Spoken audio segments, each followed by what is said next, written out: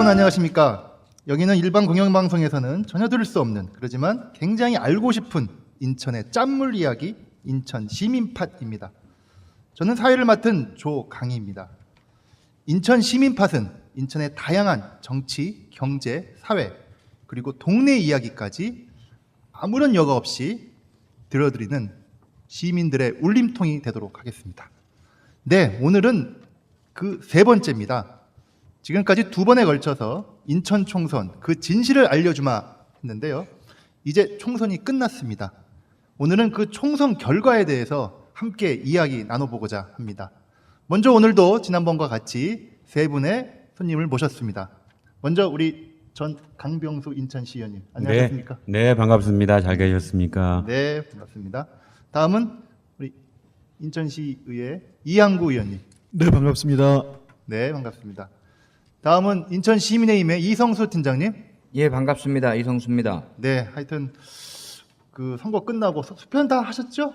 네, 아이, 감사합니다. 예, 좋습니다. 하여튼 뭐 이번 투표 결과를 보니까 인천 투표율이 55.6%입니다. 19대 때는 인천이 51.4%였거든요. 제일 꼴찌였습니다. 예, 꼴찌였는데 이번에 꼴찌에서 벗어날 4.2% 정도가 더 나와가지고요.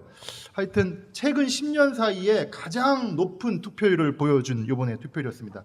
전국 평균이 58% 되니까 평균에는 못 미치지만 그래도 나름대로는 굉장히 좀 됐다고 생각이 듭니다. 그래서 끝에서 네 번째입니다. 아, 끝에서 네 번째인가요? 네, 감사합니다. 아, 그래도 이렇게 꼴찌를 면하게 해준 인천 시민들께 진심으로 감사를 드립니다. 네. 저희가 아마 이 방송을 통해서 투표 참여 독려를 좀 했던 보람이 좀 있는 것 같긴 합니다. 네, 그렇습니다. 하여튼 그랬는지 모르겠지만 결과를 보더라도요. 인천의 13개 지역구 중에 4개 지역구가 새누리당 후보가 당선이 됐고요. 7개 지역구가 더불어민주당 후보가 당선됐습니다. 그리고 나머지 2 지역구는 새누리당에서 탈당한 이제 무소속 후보가 됐습니다. 오늘은 그 결과에 대해서 서로 한번 이야기를 쭉 나눠보도록 하겠습니다. 첫 번째 인천 총선의 결과 한번 살펴보도록 하겠습니다. 방금 언급드린 대로 인천의 지금 총선 13군 지역구에 대해서 언급드렸는데요. 각 당마다 하나씩 좀 살펴보도록 하겠습니다. 먼저 새누리당에 대해서 우리 강병수 전 의원님이 한번 소개를 해주실까요? 네, 이미 다 아시다시피 20대 인천 총선에서 새누리당은 참패했습니다. 좀 전에 말씀하신 대로 13곳에 13명이 출마해서 4명만 당선되는 아주 좋은 결과를 다 가져왔습니다. 이번에 이제 투표율 정당 지지율을 보면 비례대표를 뽑는 정당 지지율에서 새누리당이 33.5%를 얻었고 네. 지역구 평균 득표율은 제가 계산을 해보니까 약 35.49%였어요. 더 많이 나왔군요. 그러니까 이제 당선된 4명을 보자면 정당 지지율 33.5%보다 약 한 10%를 더 얻은 후보만 당선된 겁니다. 네.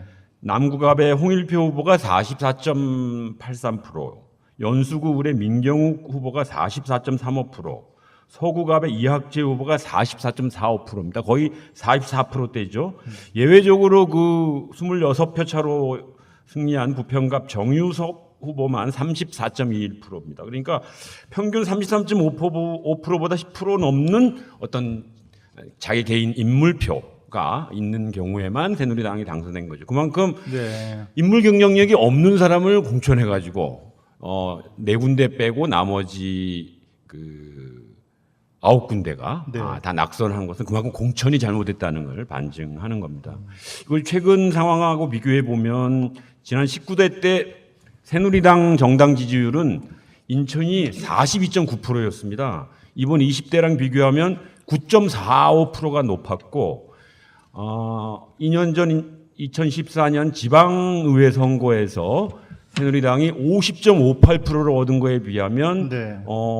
약 17%가 빠진 겁니다. 그러니까 이번 인천 시민은 최소 9.5%에서 17%에 달하는 시민이 새누리당을 지지했다가 이번에는 지지를 초래하고 오히려 새누리당을 심판한 것이죠. 아, 그렇게 됐군요. 예, 그 굉장히 중요한 결과가 온 겁니다. 그래서 그동안 박근혜 대통령이 취임을 한 다음에 국정원 선거 개입, 세월호 진상규명, 역사 교과서 국정화, 한일 위안부 문제 졸속 협상, 서민 경제의 파탄, 남북 관계의 불안 등 여러 가지가 많은데도 불구하고 친박, 비박, 너무 많이 진박 등 지들은 마치 이길 것처럼 잘못된 공천을 하면서 인천 시민의 이 심판을 받은 오만과 불통의 정치가 우리 인천 시민에게는 안 통하지 않았나 이렇게 생각합니다. 근데 이제 결과론적으로는 지금 언급하신 대로 새누리당 후보는 4명이 됐지만 무소속 2명이 거의 뭐 새누리당이라고 해도 뭐 상관이 없고 실제로 당선되자마자 바로 복당 신청을 했기 때문에 결과론적으로는 새누리당 그러니까 여권 쪽이 6석이 되는 거 아니겠습니까? 뭐 둘 다 이미 복당 신청을 했고 받아들일지 모르겠습니다만 결국은 받아들이지 않겠습니까? 그런 면에서 크게 보면은 7대6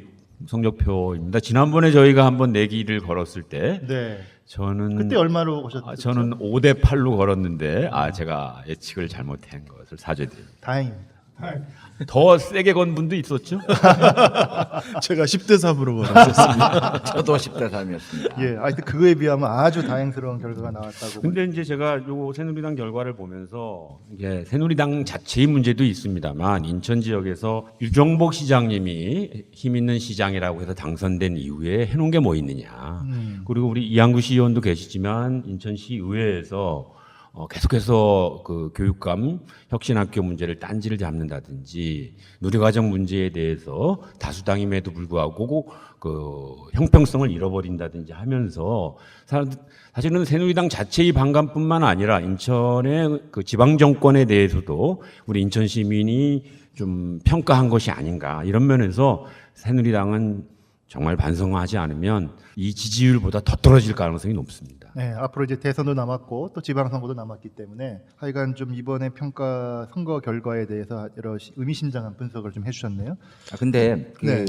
새누리당 거를 그냥 개수나 이게 선거 투표율 이런 것만이 아니라 4+2가 된 거잖아요, 실제로 이렇게 한다면. 근데 그럼 6명이 이렇게 똘똘 뭉치면 굉장히 큰 표거든요. 6표면 굉장히 큰 의미가 있는 건데 실제로는 개별 각자예요. 뭐냐면 윤상현 의원이야 뭐 친박계로 가장 그 핵심 실세다 이렇게 하는데 실제로 이학재 의원 같으면 예전에는 이제 같이 묶여 들어가다가 요즘은 범친박계라고 해서 좀 갈라져 있는 입장이고 그 윤상현 의원이 어려움에 있는 게 안상수 의원하고는 이번에 막말 파동 거를 실제 안상수 의원 쪽에서 흘렸다 이런 말이 있어가지고 굉장히 껄끄러운 상태입니다. 두 분의 관계가 안 좋은 거죠. 네.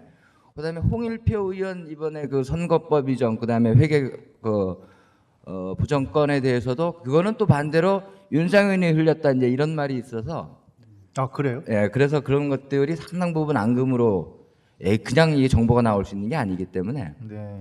그렇게 하고 이제 정의석 후보는 정의석 유정복 후보- 시업이 이제 유정복 시장하고 가깝기 때문에 예. 이 현재 있는 6명이 각자 도생을 하는 이런 판이 아닌가 이렇게 생각을 하고 있습니다.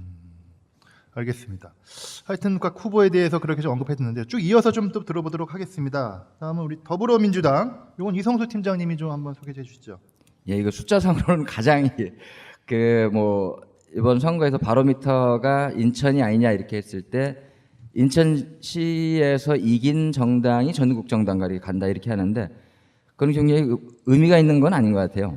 뭐 이렇게 표로 이렇게 본 거는 있는데 실제 이긴 거냐 이렇게 본 게 아니라 지지 않은 거 정도 수준이지. 그렇게 근데 보시는군요. 사전에 이제 좀 사과의 말씀은 저도 이제 그 선거 판세를 이렇게 예상했을 때 전 3석 정도를 더불어민주당을 봤습니다. 근데 7석이나 얻었다는 건 이게 너무 이게 뭐 어떻게 판단해야 될지 굉장히 그날 당일날 되게 어려웠었던 점이 있었는데요. 근데 그 11곳에 후보를 냈습니다. 거기서 7명이 당선된 거는 66% 정도 상당한 이 득표력을 가졌다 이렇게 마지막 네. 그 결과로 따지면 이렇게 됐고요. 이후에 그 나머지 네 분이 실제로 출전을 했지만 여기에는 이제 시민운동 쪽에서 봤던 낙천운동 후보도 있었습니다. 그게 윤종기 후보도 있었고, 그다음에 뭐 사전에 있었던 뭐 낙천됐던 분들, 김현종이나 뭐 이런 분들 후보들도 있었다는 걸 말씀드리고요. 전체 더불어민주당이 그 과반수 의석을 넘게 되면서 이후에 아마 시 정부와 또 이후에 아마 좀 더 나중에 말씀드리겠지만 정치권에서 굉장히 중요한 포석이 되지 않을까 이렇게 판단합니다. 네, 이번에 언급하신 대로 더불어민주당이 7명의 국회의원이 당선됐는데 그중엔 초선 의원이 2명이 의원에 들어간 거죠? 그렇습니다. 박찬대 초선은 3분입니다. 박찬대 분? 후보하고 신동근, 유동수. 유동수 후보까지 세 분이시죠. 신동근 후보는 난 다 국회의원인 줄 알았는데 너무 이번에 다섯 나가서. 번째 출마를 했기 때문에 사전옥이죠, 사전옥이. 세 분이 지금 초선 의원이 되셨군요. 이번에 근데 중요한 결과가 더불어민주당의 경우에는 강화가 떨어져 나간 서구을에서 신동근 후보가 당선돼서 서구을부터 계양갑을 부평갑은 뭐 비록 이번에 졌지만 이렇게 쭉 연결되면서 남동갑을 해서 연수구 갑까지 이 파란색 벨트가 이렇게 형성됐다라고 하는 것이 인천의 정치 지형에 있어서 굉장히 중요한 변화라고 보여집니다. 하여튼 굉장한 큰 성과를 낸 거는 분명한 아마 한 30년 만에 원래 인천이 야당 도시 아닙니까? 예, 근데 야당이 다수당이 된 것은 제가 한 어렸을 20년, 때를 20년 빼고 정도 나서 됐죠. 굉장히 오래된 일이라 생각이 됩니다. 아, 그러니까 열린우리당 때 한번 잠깐 있었을지 모르지만 실제로 정상적인 투표가 이루어진 상황에서 이 야당이 더 한 석이라도 더 많게 된 것은 참 오랜만에. 그 7명의 후보 중에 우리가 좀 특별하게 이번에 좀 이거 좀 기억하거나 좀 하여튼 이건 우리가 좀 이렇게 해야 될 듯한 그런 후보가 좀 있을까요? 많았죠. 그 7명이 되다 보니까 이제 인원수는 많았는데 그다음에 당선자들과 시민사회와 이렇게 좀 자리를 한 적이 있습니다. 그때 이제 한 분이 말씀을 하셨는데 특히 또 세 분한테 이렇게 고마움을 표시한 게 있어요. 그 신동훈 후보한테는 국정교과서의 가장 주적이었던 황우여 후보를 이겨줘서 감사합니다. 네. 했던 거였고. 황우여 후보도 낙선 후보였죠, 시민사회. 그다음에 윤관석 후보를 또 굉장히 또 감사의 그 말씀을 했는데 그 전교조 명단 공개를 해가지고 조전혁 법에서도 후보. 했던 그 조전혁 후보를 이겨줘서 고맙다 이렇게 말씀을 역시 그분도 하셨습니다. 낙선 후보였죠. 예, 그렇습니다. 그다음에 박찬대 후보에게 감사를 드렸습니다. 그거는 뭐 따로 특별한 건 아니고 본인 지역구가 있다 보니까 거기서 20년 만에 처음으로 야권에서 됐다라고 하면서 세 분을 의미 있게 이렇게 고마움을 표시했던 맞습니다. 의미도 있었다라고 생각합니다. 저도 개인적으로 연수구 지역에 살고 있는데 진짜 처음으로 야권 쪽 후보가 당선된 그런 사례였고 그래가지고 표 차이도 뭐 214표입니다. 그렇죠. 많지 네네. 않아가지고요. 굉장히 하여튼 잠을 못 자겠죠. 그래서 지난번에 제가 박찬대 당선자를 한번 만난 적이 있는데요. 네. 선거 끝난 다음에 그런 얘기 하더라고요. 본인이 공천은 더불어민주당에서 제일 먼저 받았는데 당선은 제일 늦게 됐다고 새벽에 그런 얘기를 5시까지 잠을 못 잤습니다. 하더라고요. 네, 하여튼 뭐 그런 과정이 있었습니다. 그 박찬대 후보가 승리함으로 인해서 전국적으로 그 새누리당보다 더불어민주당이 한 석이 많게 된 게 바로 이 박찬대 후보 때문에. 가장 늦게 또 됐고 하니까 네, 그렇습니다. 여러 가지 의미가 있는. 그렇습니다. 다음에 기회가 되면 우리 박찬대 후보를 좀 그 당선자를 불러가지고 한번 얘기를 한번 들어보도록. 그렇습니다. 그리고 아주 좋은 우리 팝캐스트에서 박찬대 후보를 모셔서 선거 과정과 앞으로 또 초선 의원으로서 하고 싶으신 말씀을 듣는 것도 의미 있는 일이라 생각합니다. 네, 그렇게 한번 추진해 보도록 하겠습니다. 다음은 국민의당을 좀 하도록 하겠습니다. 국민의당이 참 굉장히 많이 선전을 하긴 했는데 결과론적으로는 지금 한 명의 후보도 당선인을 지금 내진 못한 상황이거든요. 이 네. 내용은 이한구 의원이 좀 설명해 주시죠. 네, 이번 총선은 앞서서도 말씀하셨지만 그 국민들이 박근혜 정부와 그다음에 새누리당 그 여권을 이제 심판한 거죠. 저도 전혀 예상 못한 사실은 그런 결과가 나왔는데 인천에서 그 더불어민주당이 이제 7명이나 돼서 20년 거의 20년 만에 이제 야당이 다수당이 된 이런 결과가 나왔지만은 또 한편으로 보면은 정당 지지율에서는 또 그렇지 않았어요. 그렇죠. 국민의당이 더 많이 나왔죠. 정당 지지율이. 그렇죠. 예, 새누리당이 33.42%고 더불어민주당이 25.43%, 국민의당이 26.87%가 나왔습니다. 네. 이것이 의미하는 것이 무슨 의미인지 더불어민주당은 좀 생각을 할 필요가 있다고 생각을 하고요. 국민의당 같은 경우는 특히 현역 의원 3명이 그 개항 둘, 또 부평 하나 그렇게 있었음에도 불구하고 단 한 석도 건지지 못했다. 특히 부평 갑 같은 경우는 문병호 의원이 새벽까지 엎치락뒤치락하고 몇 표 차였어요? 26표 차이로 네. 이 그 제외 공간 이제 거소 투표 결과에서 이제 뒤집혔죠. 두 번이나 당선 축하 그 꽃다발을 받고 아마 이렇게 아, 다시 그랬습니까? 뭐 그랬다고 전해 들었습니다. 처음엔 36표로 이겼습니다. 실제 선거 표에서 뚜껑을 깠을 때는. 그렇죠. 개표 결과 다 개표가 끝났다고 해서 36표로 이겼다고 했는데 제외 공간 거소투표. 거소투표함이 남아 있었던 아. 거죠. 그래서 참 희한한 일이 좀 생기기도 했는데 제외 공간 투표는 원래는 정당 투표만 하게 돼 있어요. 주소지가 아닌 사람들, 네. 이제 국적만 갖고 있는 분들은. 그런데 여기서 출장을 갔다든지 아니면 선상 투표라든지 이렇게 거소투표들 투표권이 선상 늦게 온 투표들. 분들 건이 이제 진짜 참 예, 그거는 뭐 어제 언론에서도 나왔지만은 이제 투표한 보전 신청하고 이 선거 무효 소송들을 했기 때문에 이제 그 결과들이 또 어떻게 재검표를 통해서 또 기추가 또 주목되는 내용이기도 네. 하고요. 그 이렇게 현역 의원 셋이 있음에도 불구하고 또 비례표에서는 더불어민주당보다 더 많이 특히 뭐 개항을 같은 경우는 그 인천 전체 비교보다도 훨씬 높게 나왔죠. 훨씬 높게 더 나왔죠. 새누리당보다 사실은 국민의당이 개항을 해서는 최원식- 비례로서 최원식 최원식 후보죠? 후보가 네. 나왔던 지역에서는 1등을 하는 비례대표에서는 그리고 2등을 새누리당 1등이 28.59%, 새누리당이 28.15%, 더불어민주당이 26.74%.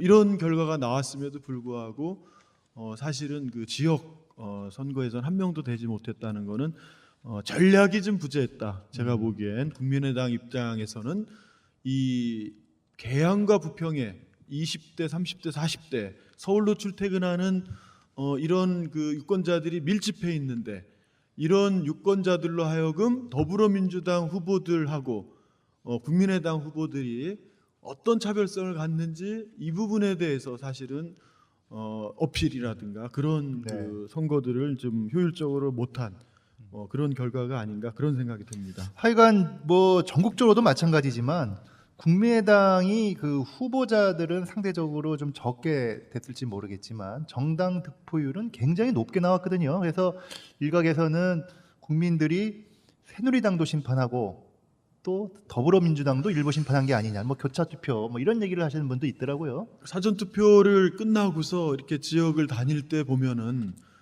정권 심판을 해야 되기 때문에 2번을 찍었다 어쩔 수 없이 하지만 정당은 3번을 찍었다 이런 사람들을 너무 많이 만난 거예요.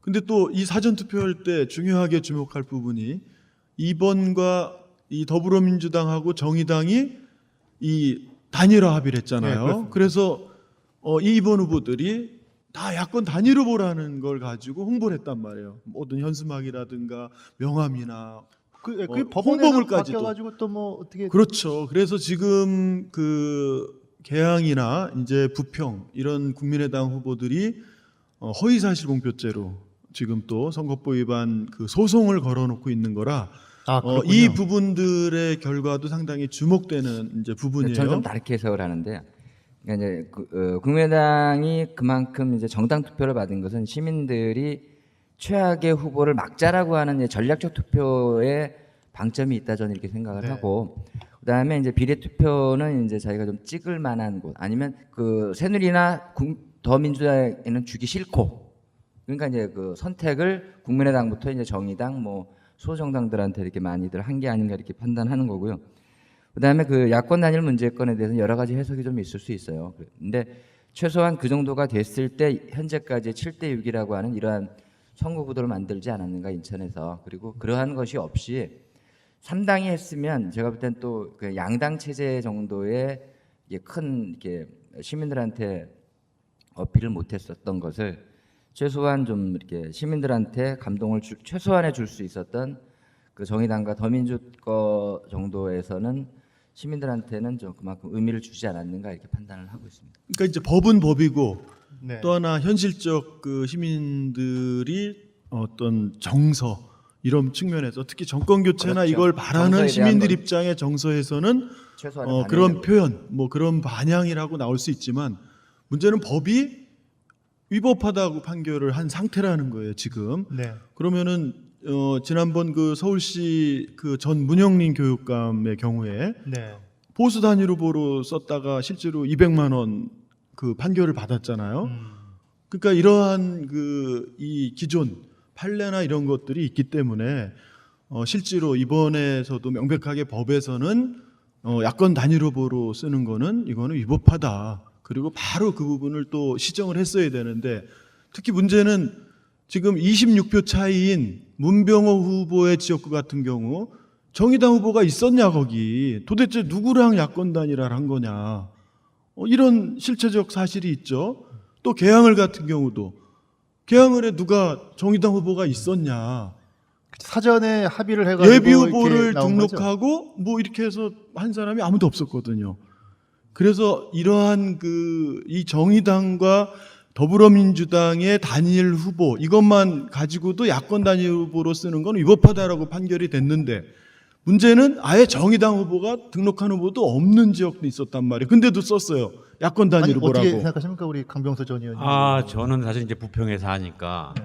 부평갑에 대해서 출마 권유도 있었고 그랬군요. 예. 저도 심각하게 고민한 적은 있었습니다만 저는 야권 단일 후보 경험도 있고 야권 단일화에 대해서 저 개인적으로 찬성했기 때문에 사실은 부평갑에 출마하지 않은 측면도 있습니다. 그래서 후보가 없었다고 해서 야권 단일 두 당의 단일화가 잘못됐다거나 이렇게 생각할 수는 없는 거죠. 그러니까 왜냐하면 야권 단일 후보 진행이 꽤 갑자기 된 게 아니고 두세 달 전부터 진행되고 있었기 때문에 네. 다른 의사를 갖고 있었던 사람도 출마를 하지 않았던 측면이 있습니다. 근데 제가 볼 때는 이제 예. 문병호 후보권에 대해서는 굉장히 안타까운 게 있고 나머지 여지가 있다라고 봐요.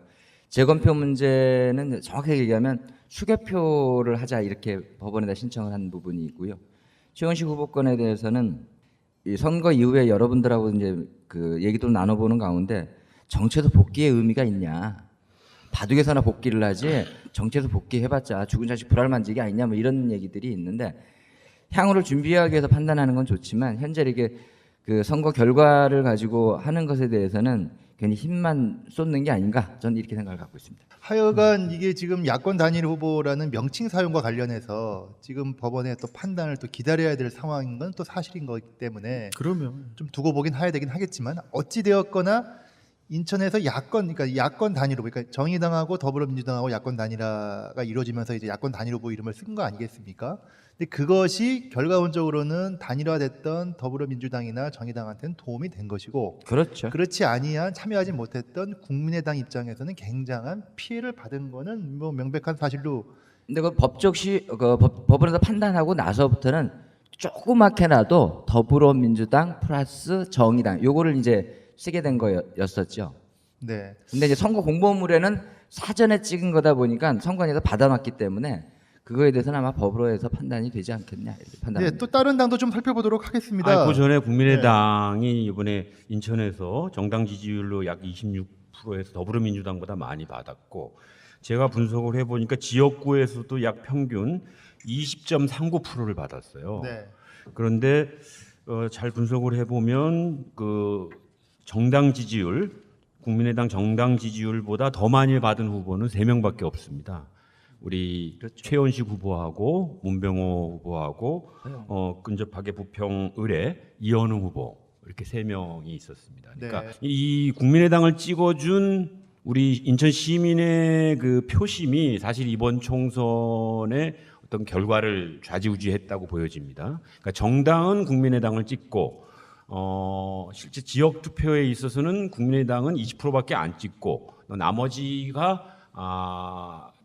더불어민주당으로 간 이 표심 그리고 그 정당 지지율 26%로 온 사람들은 아까 제가 말씀드렸듯이 새누리당에서 최소 9%에서 17%가 새누리당을 지지했던 사람들이 국민의당으로 간 것이라고 보여지거든요. 그래서 저는 그렇게 보이지 않습니다. 저는 그런 면에서 지금 인천 총선을 분석하면서 국민의당을 찍은 우리 그 인천 시민의 표심을 인천 정치권에서 잘 분석하고 그들이 원하는 것이 무엇인지를 잘 새기는 것이 중요하다 생각합니다. 그러니까 지금 언급하신 대로 새누리당을 지지했던 사람들의 일부가 국민의당으로 넘어간 것을 이해해야 된다. 저는 그건 그렇게 생각합니다. 사실이죠. 아, 근데 사실. 제가 볼 때 다르게 보는 건 실제로 여러분들이 당을 옮겨서 찍어본 적이 얼마큼 되는지 잘 판단하시면 좋겠어요. 뭐냐면 실제 제가 판단하는 건 뭐냐면 새누리당 표가 국민의당 표로 바뀌기는 1, 2%일지는 모르겠지만 되레 안 찍었던 분들이 투표하러 나와가지고 아까도 얘기를 했지만 투표율이 높아진 거잖아요. 그러한 분들이 국민의당을 찍었다. 전 이렇게 판단하는 거고 새누리당에 있었던 분들이 기권표가 많아진 거예요. 그걸 다시 판단을 하셔야 되는데 선거를 함에 있어서 정당을 옮기기 쉽지 않은 거예요. 자기가 찍기 싫어서 안 찍었다. 그래서 또 투표장으로 안 나가셨던 분들이 새누리당께 많아졌다. 이렇게 전 판단을 하는 거고 야권에서의 표들이 투표장으로 만일 갔을 때 이러한 것이 민주당 주기는 그러니까 뭐 국민의당 정도는 이제 그 제3당 뭐 이런 것으로 판단하는 것이 더 좋지 않겠냐 이렇게 판단합니다. 그러니까 인천 지역 그 국민의당 후보들이 받은 그 표 이 세 가지로 나뉘는데요. 네. 6%에서 9%이 선거운동 이 선거 비용 보전을 100% 받을 수 있는 게 15%인데 여기에서 턱걸이로 14.9%, 14.7% 이런 후보들이 이 3명인가 4명이나 돼요. 그리고는 19% 사이.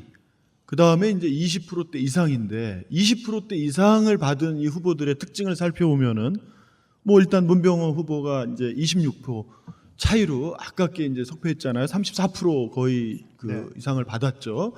그 다음에 최현식 후보가 이제 26% 가까운 이제 득표를 받았고, 그 다음에 이현웅 후보가 또 25%, 24%, 그 정도 24.95%. 받았고, 예. 그 후보들의 특징은 문병호 의원은 이제 인지도도 높고, 또 하나는 문병호 의원들의 어떤 지지 기반인 호남의 지지층들이 이 더불어민주당에서 문병호 의원 쪽을 여전히 지지하는 세가 있었다는 거고, 이현웅 후보와 최현식 후보는 지역 출신, 지역에서 초중고를 다 나왔기 때문에 이 보수 성향의 이 지역 출신들이 이현웅 후보와 또 최현식 후보를 지지했다는 거예요. 그러니까 새누리당으로 갈 표가 이 후보를 지지하고 또 국민의당으로 온 거다. 그렇죠. 국민의당으로 온 거라는 것이 이제 그 투표 결과에서 반증되는 거죠. 아 근데 저는 그렇게 안 보는 게 뭐냐면 국민의당이 된 게 1월 말에 한 3달 정도 해서 선거를 한 거잖아요. 그러니까 실제로 그 새누리당이나 민주당에 대한 실망표가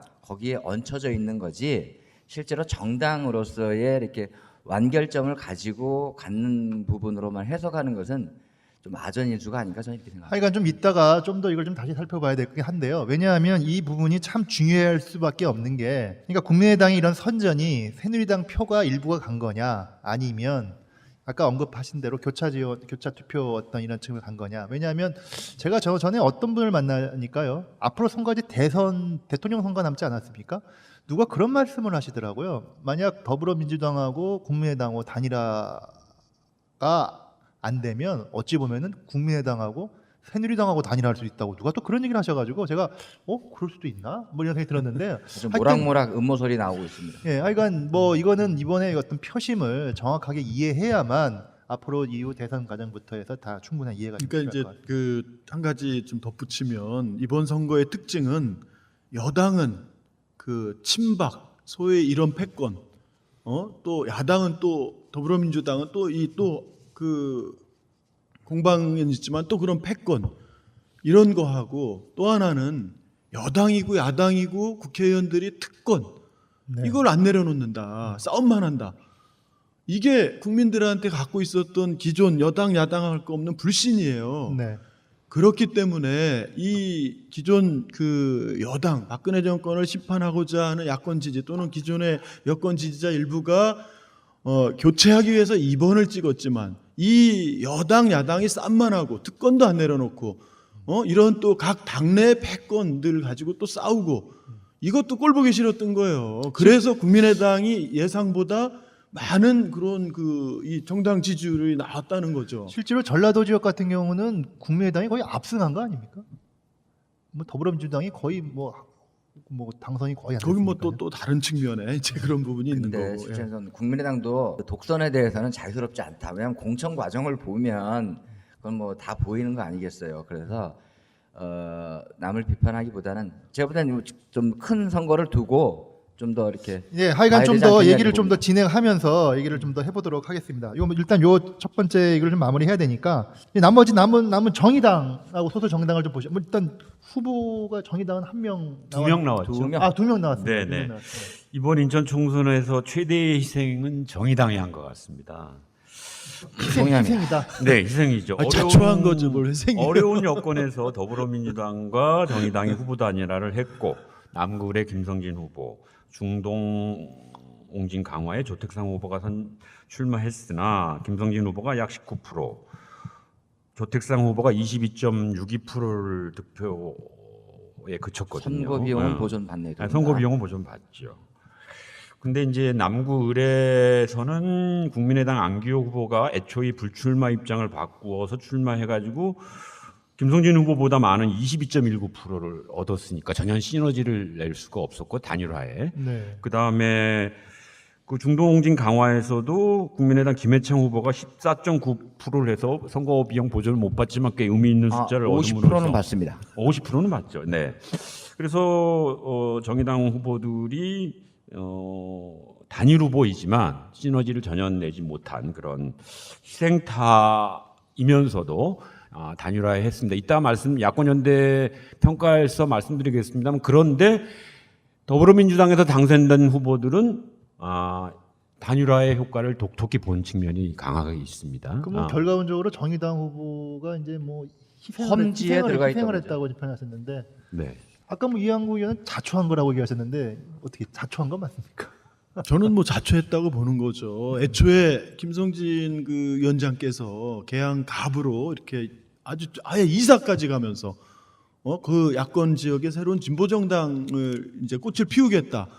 그리고 분명히 거기에 간 거는 본인 개인만의 의지가 아니라 이미 더불어민주당 측하고 상당한 그런 합의 이런 걸 통해서 간 걸로 계속 알렸단 말이에요. 그럼에도 불구하고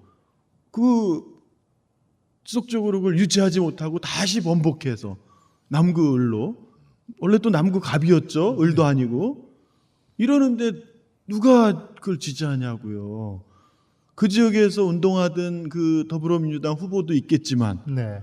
또 그러니까 이러한 이 단일화 과정에 이 두 당이 처음 시작할 때도 그랬고 또 나중에 또 이렇게 선거 과정에서 또 바꾸고 이러면서 사실은 유권자를 중심에 놓지 않고 이 단일화라는 명분에 너무 집착하다 보니까 자초한 거다. 결국 김성진 위원장이 피해자가 된 거예요. 너무 안타까워요. 이런 결과론적으로 지금 정의당 후보 두 분은 지금 다 이제 당선이 안 됐는데 그리고 이제 희생당했다고 이제 강병수 의원님 말씀하셨는데 그러면 정의당은 얻은 게 없는 건가요? 제가 볼 땐 조택상 후보는 상당히 의미가 있는 거예요. 그러니까 표를 분석해 보면 중구동 공진 강화 이렇게 쪼개져서 그렇지 동구로 볼 때는 1등이었거든요. 네. 동구청장 출신이 아니십니까? 그러니까 이후에도 지방선거도 있기 때문에 조택상 후보로서는 굉장히 의미 있는 선거가 아니겠냐. 그리고 22% 넘는 거는 상당 부분 현재 가장 여권에서 안정되다라고 하는 그에서 그만큼 약진한 거에 대해서는 상당히 의미가 있다고 판단합니다. 저는 좀 생각이 다릅니다. 네. 이번 두 당의 후보 단일화에서 정의당이 희생됐습니다. 그러나 정치라고 하는 것이 딱 한 번의 승부로 끝나는 것이 아니고 이번 야권 단일화가 벌써 인천에서 세 번째 이루어진 겁니다. 그래서 2010년도에는 민주당과 진보진영 제가 있었던 국민참여당까지 포함해서 다 야권 전체의 승리였고 지난 2014년 지방선거에서는 두 당 모두 패했죠.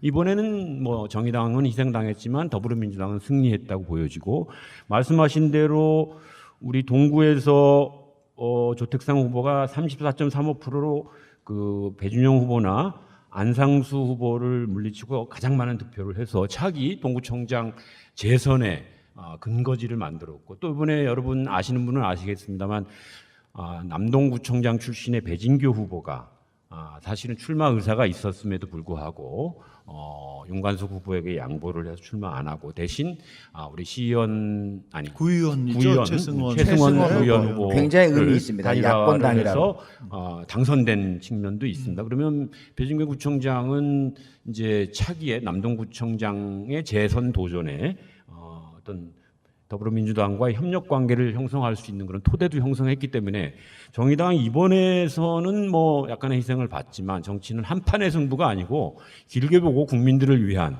또 지방자치제까지 포함한 전체적인 승리를 바라봐야 되는 긴 여정에서 봤을 때는 희생이지만 뭐 단순한 희생은 아니지 않은가 저는 그렇게 평가하고 싶습니다.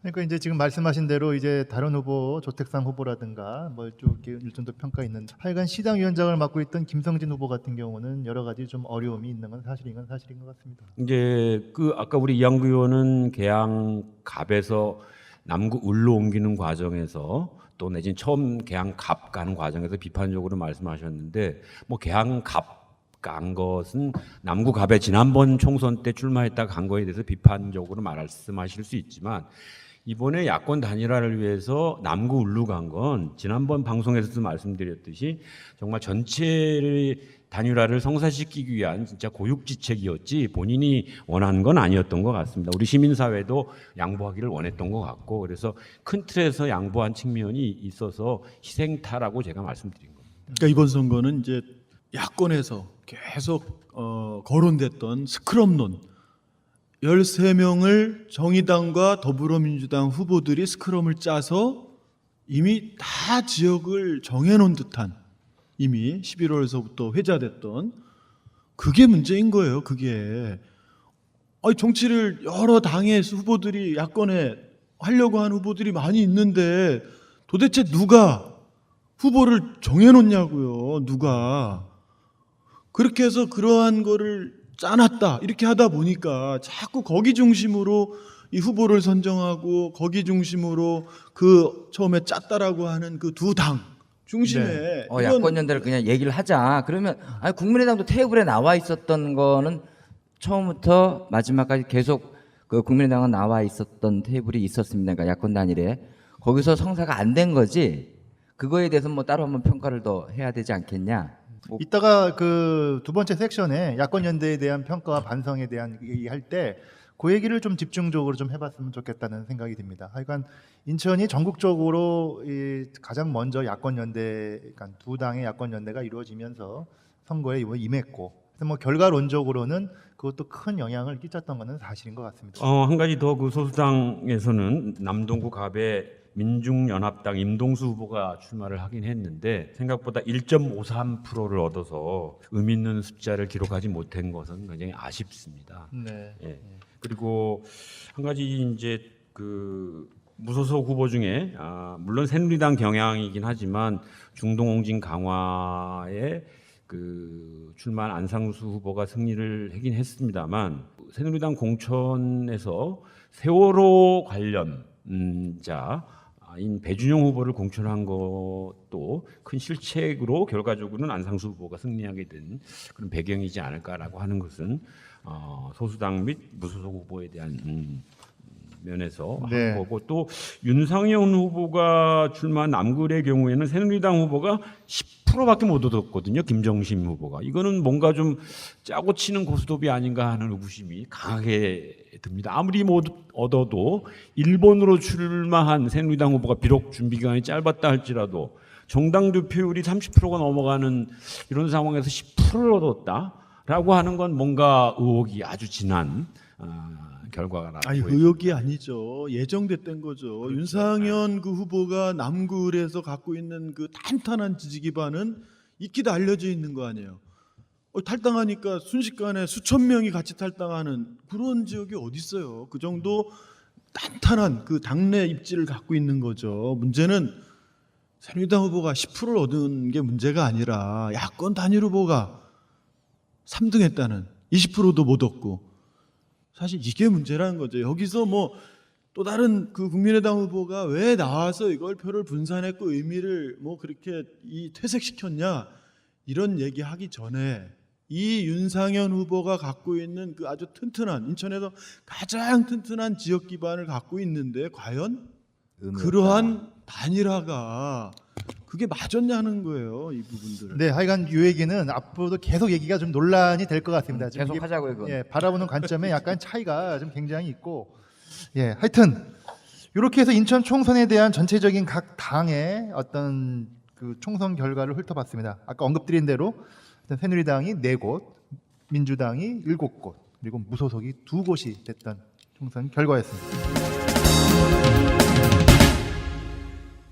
네, 이렇게 인천의 총선 결과도 한번 쭉 훑어봤는데요. 특히 좀 인천 지역에서 이번 총선에서 좀 당선된 후보나 또는 떨어졌던 후보 중에 좀 의미 있던 후보 한번 또 이렇게 기억나시는 분 없으십니까? 어떻습니까? 네, 아까 논의에서 나왔습니다만 저는 연수갑의 더불어민주당의 박찬대 당선자를 주목해야 한다고 봅니다. 네, 초선이죠?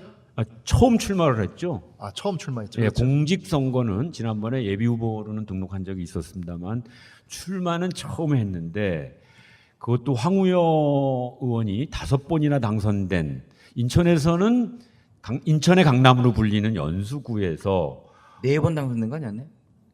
5번으로 알고 어쨌든 5선을 도전한 거예요. 네, 4번 당선된 그곳에서 20년 만에 처음으로 야당 국회의원이 첫 출마해서 당선됐다. 그리고 거기가 야권 단일 후보이긴 했지만 국민의당 진의범 후보가 출마를 해서 거의 20% 가까이 득표한 그래서 선전했는데도 불구하고 40.57%로 214표 차로 이겼습니다. 이것이 네.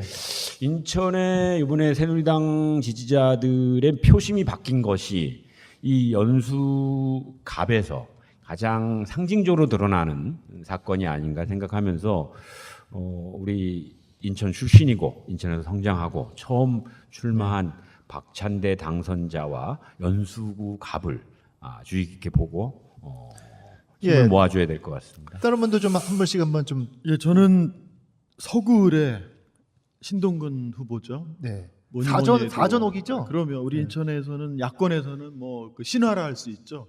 그 강화가 있는 그 불모지에서 4번이나 떨어져서 고배를 마셨는데 이번에 강화가 중동진으로 합쳐지면서 그 강세를 보였던 이제 검단 지역에서 이겼죠. 더군다나 이제 의미 있는 거는 여당의 그 새누리당 후보가 황우려 후보가 연수에서 지역을 그 공천을 못 받으면서 네. 이 서구을로 이제 옮겨서 나오게 된 그쪽에서 거죠. 험지가 한 거죠. 그렇죠. 네. 험지로 보낸 거죠.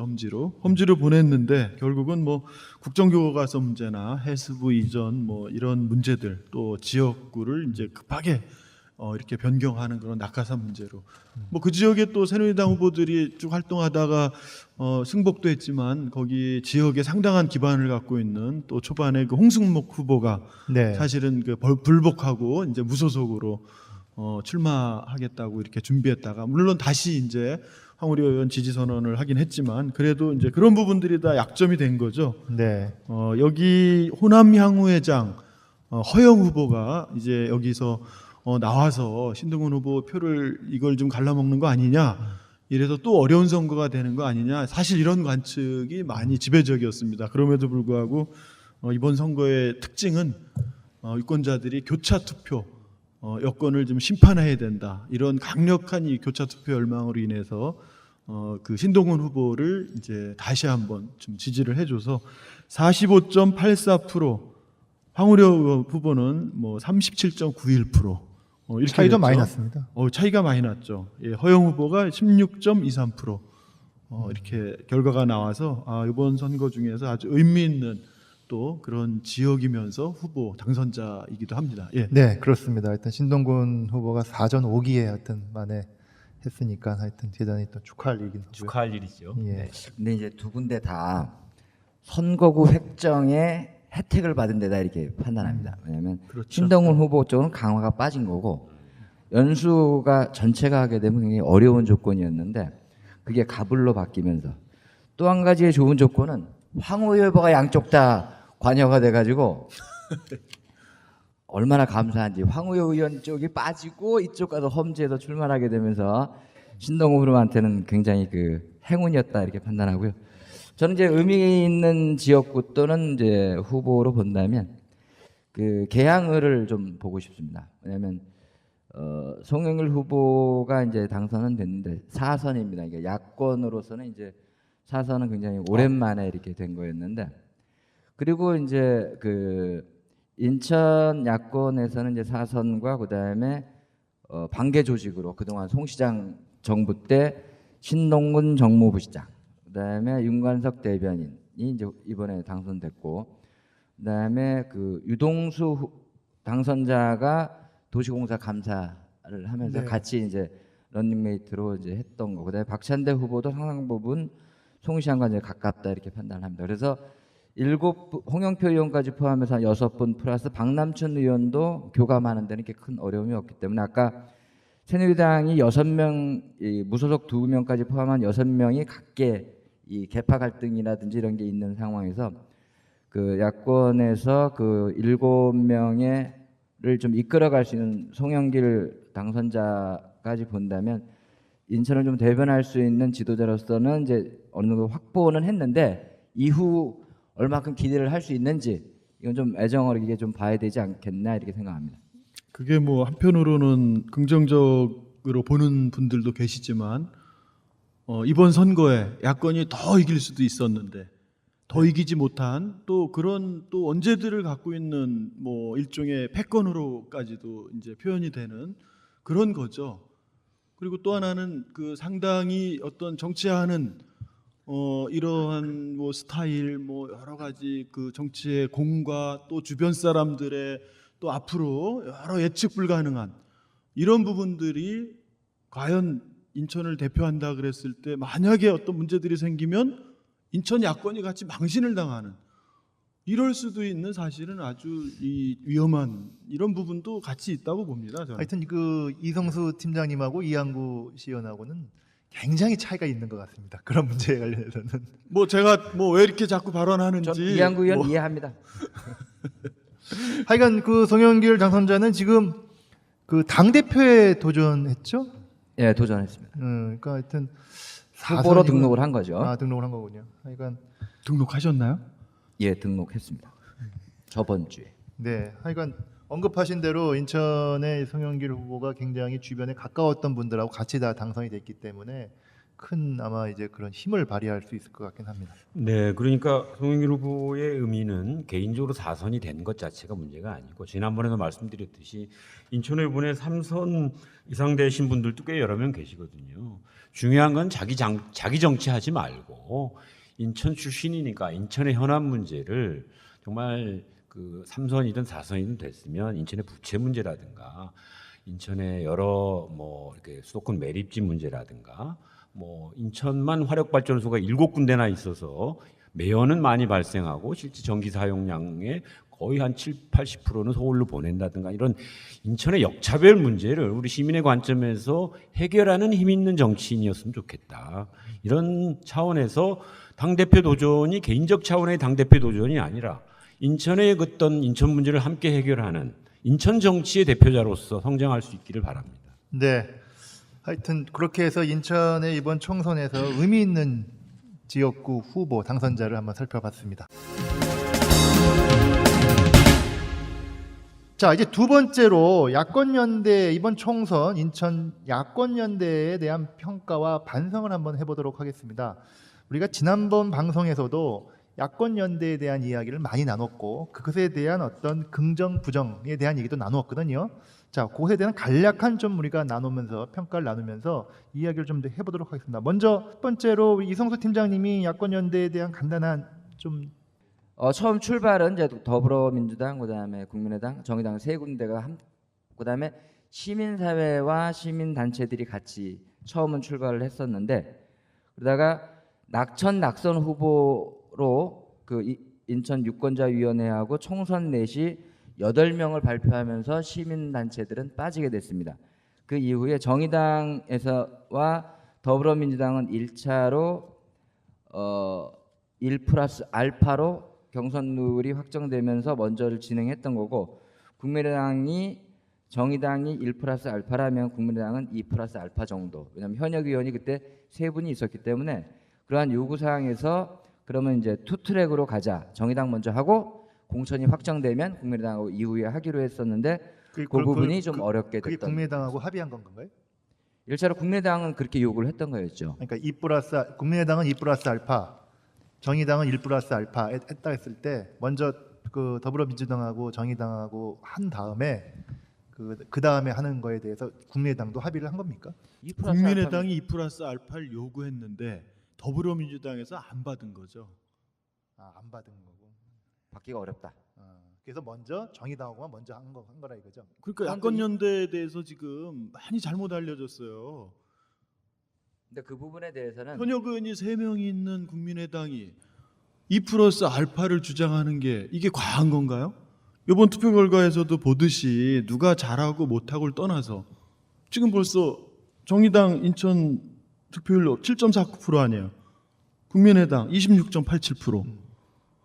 그러니까 이 야권 연대를 할 때 국민의당까지 한다고 하지만 실제로는 초기에는 정의당하고만의 야권 연대를 염두에 둔 거죠. 그리고 뭐 그 다음에 이제 이런 그 선거 결과가 좀 잘 안 나올 것 같으니까 국민의당까지 사실은 이걸 확대한 건데 문제는 정의당하고 똑같이 그렇게 조건으로 하자 그러면 누가 하겠어요? 현역 의원 3개 있는 당에서. 하여간 결과론적으로는 그 세 당이 같이 야권 연대한 논의를 같이 한 건 사실인데 하여튼 그 룰에 대해서 서로 안 맞았고 더불어민주당하고 정의당이 합의했기 때문에 하게 된 거다. 이렇게 이해를 하면 되는 건가요? 2 플러스 알파 받았으면은 지금 7석이 아니라 최소한 9석, 10석 얻을 수 있는 거 아니에요, 사실. 결과론적으로는 그렇게 판단할 수 있는데 그 시점 상황에서는 받기가 어려운 게 왜냐하면 이게 저희가 숫자 이게 그 산수로 할 수 있는 문제가 아니라 그 마지막은 좀 수학으로 이제 시민들이 풀어줘서 여기까지 온 거라고 보는데 정당 간 시민사회에서 이번에 좀 판단하기 좀 어려웠던 게 시민들의 정서를 잘 못 읽었다 이런 거는 이제 반성하는 계기가 있었는데 정당 간에 있어서의 룰에 있어서만큼은 상당 부분 이렇게 좀 더 세밀한 준비가 필요했었는데 그렇게 못했던 게 저희도 좀 반성할 점이라고 생각합니다. 그러면 시민사회에서는 후보에 대해서는 구체적으로는 뭐 그런 거는 얘기는 안 하고 그냥 원칙적인 야권 연대가 돼야 된다 이런 정도만 주장을 하신 건가요?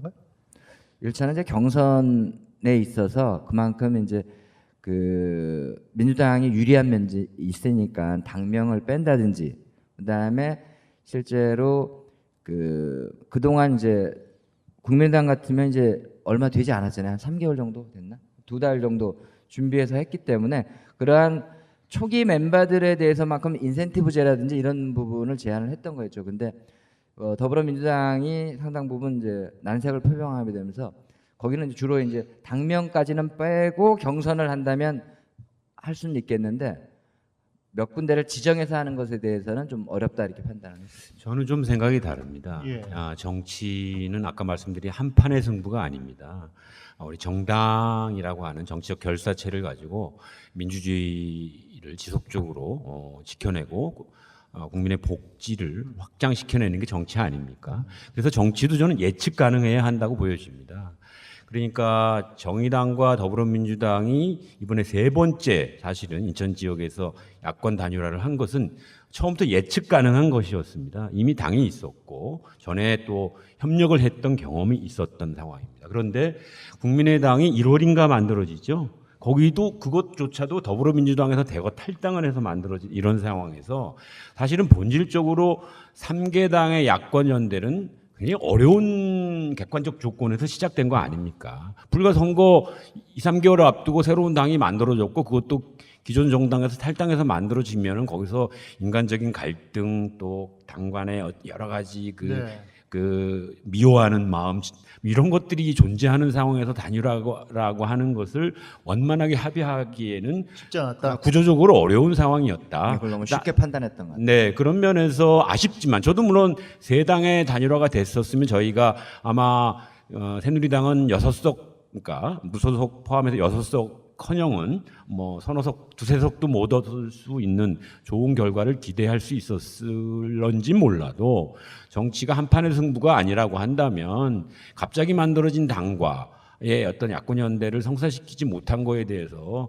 지나치게 저희가 폄하하는 발언을 하거나 자책할 필요는 없다고 생각합니다. 2014년 선거 전에 이미 더불어민주당은 새정치민주연합이라는 바로 그 안철수 의원계가 같이 합당해서 만들어진 걸로 선거를 치렀어요. 그러니까 사실은 이미 지난 그 지방선거 때 이미 3파전이 될 수 있었던 거를 야권연합, 연대라는 이 취지로 사실은 이미 합당을 해서 치렀던 건데, 같이 합당을 해서 당을 운영하다 보니까 여러 그런 그 정치 노선이나 뭐 이런 부분에 따른 서로 상이점, 이것 때문에 결국은 뭐 이 양당 체제들이 좀 극복되는 게 좋겠다, 이래서 새로운 당을 만든 거죠. 그러면 여기도 하나의 야권이라고 하는 한 지류였다는 거예요. 이미 또 일정 정도 국민들로부터 어느 정도 지지 기반을 갖고 있는 그러한 새로운 정치를 하라고 하는. 근데 연대를 하면서 그 세력들이 있는데, 연대하는 세력들 보세요. 2010년에 어떻게 했어요? 그 당시 2010년에 야권 연대할 때 민주노동당 있었고 국민참여당 있었고 시민후보 있었고, 그랬을 때 그때 그 민주당이 어떻게 했어요? 바로 그 정당의 세력 그 크기만큼씩 사실은 서로 후보들을 그만큼씩 서로 이렇게 배정을 했잖아요. 그러면은 왜 그때 그렇게 해서 성공을 했는데 2010년에 왜 이번에는 왜 정의당은 1+알파라는 걸 두고 왜 현역 의원이 셋이나 있고 뭐 이런 국민의당에는 2+알파라는 거를 이건 왜 못 받아? 이거는 이중잣대를 댄 거죠. 결국은 승리, 이 박근혜 정권과 새누리당의 이 오만한 이거를 심판하라는 국민적 열망을 큰 야권을 만들어서 같이 누가 이겨도 이기는 거잖아요. 근데 이미 기존에 스크럼 짠 사람들 위주로 해서 이만큼 덜 양보하려고. 결국은 그러니까 이런 결과가 나온 거잖아요. 하여간 자, 야권연대 예. 안 한 지역 보라고요. 서울이나 경기도나 다른 지역 야권연대 안 했잖아요. 안 했는데 인천보다 실적이 평가가 덜 나왔나요? 성과가? 전 좀 생각이 다릅니다. 인천은 그나마 야권 연대를 했기 때문에 아까 20년 만이라고 했죠. 처음으로 야권 후보가 13명 중에 7명을 차지하는 결과가 저는 왔다고 생각합니다. 그러니까 국민의당과 함께하지 못한 객관적 조건이나 결과적으로 아쉬움은 있습니다만 야권 연대 자체가 인천 지역에서 시도하고 또 두 당만 절반이긴 하지만 야권 연대 한 것 자체를 폄하해서는 안 된다라고 하는 게 제 주장입니다. 왜냐하면 보세요, 저기 그 정의당 득표율이 7.2%고요. 더민주당의 득표율이 25.4%입니다. 따라서 최소 한 32, 3%가 당에서 그 단일 후보를 이룬 두 당 네, 후보는 그렇죠. 그렇게 나와야 되죠. 그런데 우리 정의당 두 후보는 30%를 다 못 넘었죠. 19%, 22%. 대신 당선된 더불어민주당의 7명의 후보는 최소 40%에서 55%까지 얻었습니다. 만약에 이 정의당 표가 분산됐더라면 이분들 또한 당선되지 못하는 사람이 꽤 많이 나왔을 수 있는 거죠. 따라서 국민의당까지 못한 거에 대해서 아쉽다고 해서 더불어민주당과 정의당이 이번에 세 번째 이룬 야권 단일화를 폄하하지는 말아달라라고 하는 게 제 말씀입니다. 폄하가 아니라 제 얘기는 야권 단일화, 민주당하고 정의당 간의 단일화를 하지 않은 경기도나 서울, 경기도 같은데 사실 여권 그냥 밭이었잖아요. 빨갰었잖아요. 그럼에도 불구하고 사실은 민주당 야권이 많이 됐죠. 서울도 마찬가지고 뭐 다른 지역도 마찬가지죠. 이번에는 국민들이 박근혜 정권과 새누리당을 심판을 진짜 이게 강력했던 거고, 또 하나는 이 새누리당이 이 친박과 비박이 선거 전 막판까지도 봉합이 안 되면서 이 새누리당 지지자들까지도 상당 부분 이탈을 했기 때문에 이게 나온 거지. 인천 그 야권연대 정의당하고 민주당의 효과가 전혀 없었다고 볼 수는 없지만, 이런 상황에서 민주당이 이 정의당에 대하듯이 이런 자세로 국민의당에 야권연대를 대했으면 완승을 거둘 수 있었다는 거예요. 결과론적으로 난 이한구 의원이 어떤 얘기를 해도 그 코멘트를 하고 싶지 않아요. 왜냐하면 할 말이 없어. 결과론적으로 보면. 왜냐하면 국민의당한테는 1차는 정의당한테도 안타까운 것도 있지만 국민의당도 노력을 많이 했고 전체에는 노력을 한 거예요. 근데 야권 단일이 안 된 것에 대해서는 여러 가지 그 민주당이 제일 큰 문제다라고 저는 보는 거고요. 그러나 이제 국민의당도 좀 더 이렇게 정당 간의 연대를 할 때는 좀 더 그 힘이라든지 그다음에 그 설득력들이 많이 필요했는데 좀 그런 게 좀 아쉽다 이런 거고 더 이상 뭐 국민의당 건에 대해서는 좀 아쉽다 이 정도로 좀 아니 정리합니다. 저도 아쉬워서 그러는 거예요. 예를 들면 서구 갑 같은 경우 김교웅 그 더불어민주당 후보가 진짜 이 얼마나 4년 동안 절치부심 그 노력을 많이 했어요. 사실은. 네.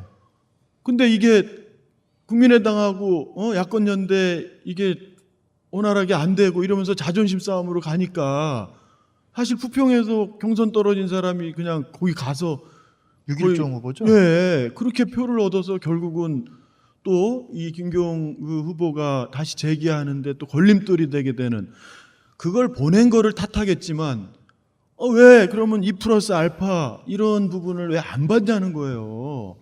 그러니까 결과론적 얘기는 우리가 할 필요는 없는데요. 하여간 그 국민의당까지 해서 야권 연대가 다 되지 않음으로 인해서 지금 언급드린 대로 서구 갑 같은 경우 유길종 후보 같은 경우가 부평에서 경선 떨어지고 그쪽 가서 다시 등록을 하는 데도 있었고, 그리고 남구 울 같은 경우도 안기옥 후보가 다시 번복을 하고 재출마하는 경우도 있었고, 그리고 연수구 을 같은 경우도 야권 연대 두 후보가 합의하고 다시 불복하는 또 문제가 있어서 결과론적으로만 뭐 볼 수는 없긴 하겠지만 지금 이한구 의원의 지적은 초기에 야권 연대가 충분히 됐더라면 이런 문제까지는 발생하지 않았을 거 아니냐라는 의견인데요. 뭐 예, 제가 저도 이한구 의원의 일부 동의를 합니다. 그러니까 상대의 뒤늦게 만들어진 당이지만 그 세력과 그 세력, 그 정치 세력에 관해서 국민들이 얼마나 관심 갖고 지지를 할 것인가에 대해서 충분히 현실적 인정을 해야 하는 것이 정치 아닙니까? 현실을 인정하고 그 다음에 타협과 조화를 이루어내는 것인데 더불어민주당에서 갈등을 일으키고 탈당을 해서 나온 새로운 정치 세력에 대해서 현실 인정을 하지 않고 싶어했던 그런 심리적 내지 문화적 특성이 있었던 건 분명한 사실이라고 보여집니다. 그럼에도 불구하고 국민의당은 그 김교웅 후보에 있는 그 경선에서 탈락한 자를 보낸다든가 이미 불출마 선언을 했던 남구을의 안기옥 후보 출마를 막지 못했다든가 또 민주당과 그 두 당 간에 후보 단일화를 했던 한광옥 후보의 번복을 막지 못했다라고 하는 것은 투표용지 인쇄 전까지 내지는 꼭 혹시 지나서라도 투표일 전이라도 할 수 있는 마지막 가능성을 국민의당에서도 좀 놓친 것이 아닌가라고 하는 그런 측면도 굉장히 아쉬운 겁니다. 네, 하여간 뭐 우리가 좀 전체적으로 인천의 야권 연대에 대한 어떤 진행 과정 또 어떤 반성 또 평가도 또 같이 하고 있는데 뭐 결과론적 얘기하는 건 참 쉬운 듯하지만 그 당시 아마 이 야권 연대에 대해서 여러 가지 노력을 해왔던 그리고 또 참여했던 분들의 또 얘기를 또 들어보면 여러 가지 또 복잡한 속내가 있었던 건 또 사실인 것 같습니다. 네, 이제 섹션 세 번째 총선 이후 전개될 인천 지역 정치권의 움직임 전망을 한번 살펴보도록 하겠습니다. 일단은 이제 선거가 끝났고요. 그리고 뭐 어차피 우리가 뭐 전국 중앙에 대한 이야기도 뭐 할 수는 있긴 하겠지만 먼저 인천에 대한 얘기를 할 수밖에 없습니다. 그래서 먼저 새누리당이나 더민주당이나 국민의당이나 정의당이나 이 당선된 이제 후보들이 이제 인천의 여러 가지 현안 문제에 대해서 어떻게 대응해야 될지 굉장히 관심이 모아지고 있는데요. 어떠십니까? 그 강명선 의원님, 새누리당 후보들 아까 언급드린 대로 네 분이 다 좀 따로따로 논다 뭐 이런 얘기가 있었는데 또 시장하고 가까운 관계도 좀 아닌 것 같기도 하고요. 네, 새누리당 제가 새누리당 아니니까 저도 자세히 모르고 언론에 나오거나 또 주변 얘기만 듣고 판단하기로는 어쨌든 새누리당은 굉장히 큰 충격에 빠져 있다고 보여집니다. 그리고 지금 안상수 당선자와 윤상현 당선자가 복당 신청을 했지만 네. 아직 그 복당이 확정된 것도 아니고 또 어떻게 될지, 또 시당위원장은 또 누가 될지, 또 인천 유정복 시장과의 협력 관계는 얼마나 원만하게 진행될 수 있을런지가 새누리당은 큰 과제로 보여집니다. 그러니까 이번 참패를 정말로 반성하고 일부 6명이긴 하지만 힘을 모아서 어떤 새로운 인천을 위한 정치 집단으로서 발돋움할 수 있는 건지, 아니면 여기서 더 추락할 수 있는지 우리 시민들은 또 눈여겨볼 수 있다고 보여지고 관심 갖고 지켜봐야 할 것 같습니다. 네, 하여간 좀 더 두고 봐야 될 것 같고요. 더불어민주당은 아까 우리 이성석 팀장님이 언급하신 대로 굉장히 좀 이렇게 함께 모여서 좀 할 수 있는 좀 그런 힘이 생겼다고 말씀하셨는데, 근데 이제 그동안 보면 선거가 끝나면 당선자는 당선자대로, 시민사회는 그냥 각자 이제 집으로 돌아가는 이런 형편이었습니다. 근데 이번엔 좀 그래서는 안 되겠다.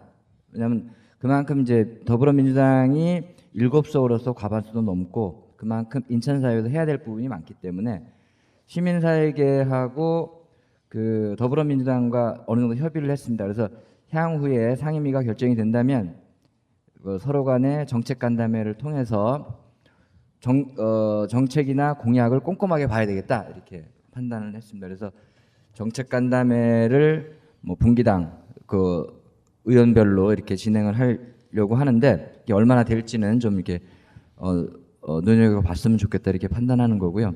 근데 하나 좀 부정적인 건 뭐냐면, 저희가 그 시민의힘이나 아니면 이렇게 시민사회에서 바라는 건 정권 교체에 대한 요구도 많은데, 총선에서 이긴 그 당선자들은 대선이나 이런 데는 좀 둔감해져요.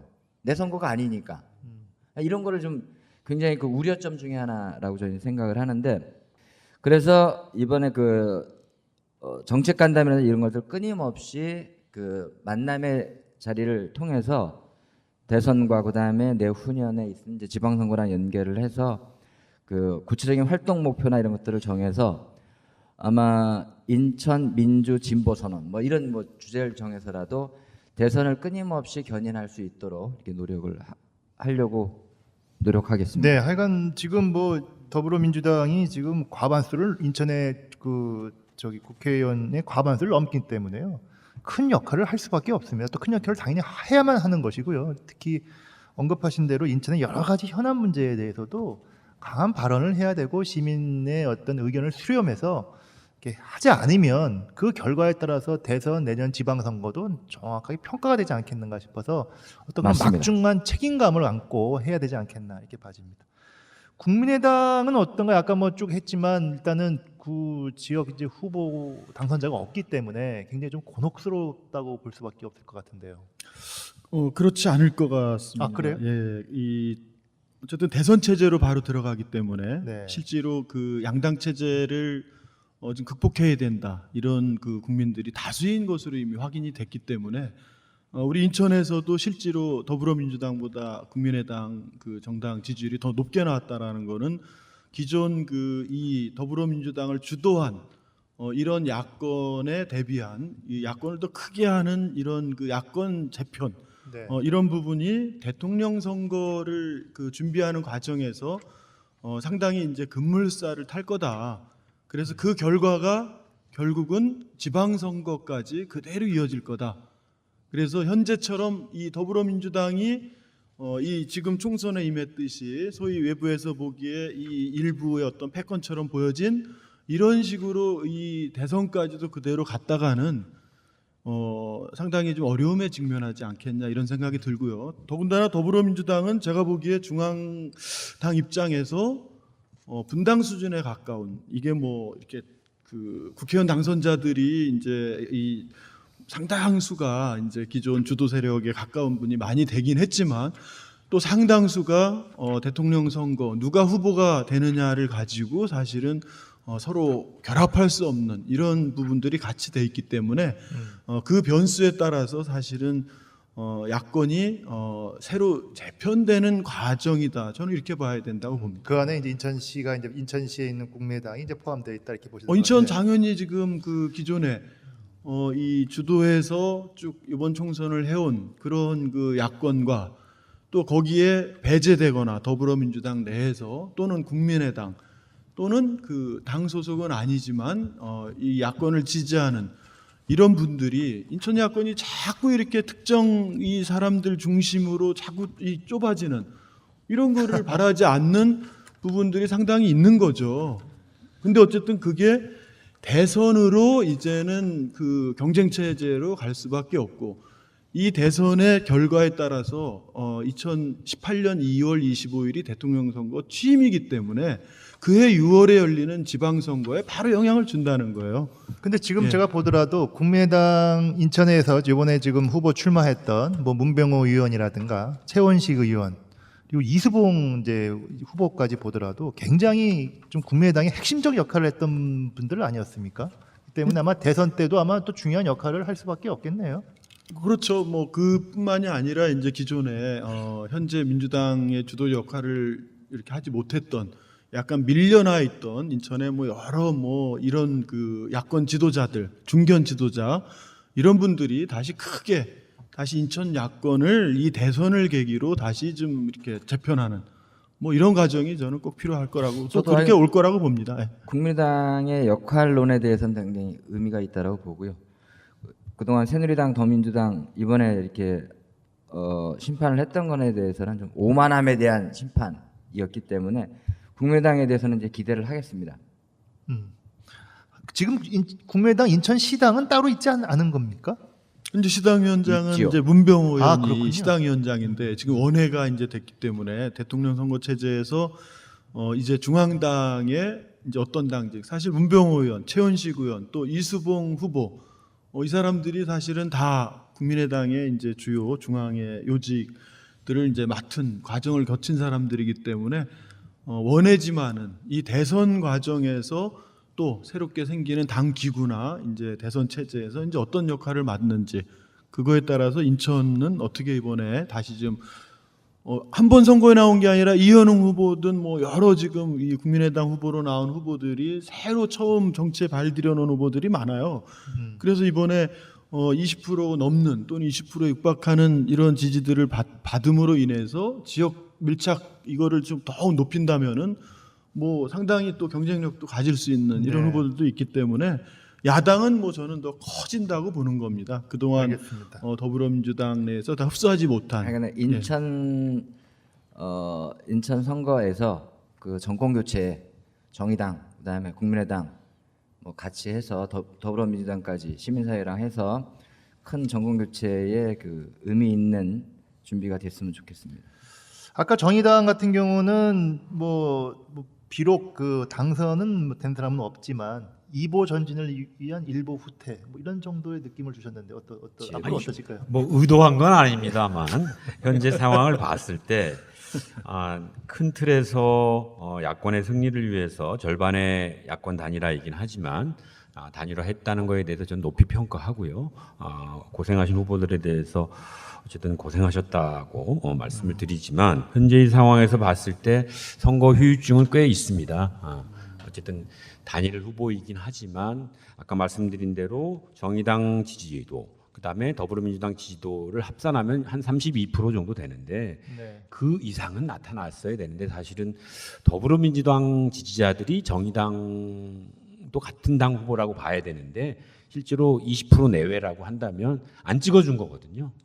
한 10% 정도가 야당 두 당의 단일 후보임에도 불구하고 안 찍어준 거에 대해서 굉장히 저희는 가슴 아프게 생각하죠. 안 찍어준 거다. 안 찍어준 거죠. 왜냐하면 두 당의 정당 지지도가 합산하면 32%인데 조택상 후보가 22%, 김성준 후보가 19%를 얻었다면 한 10% 정도는 안 찍어준 거지 않습니까?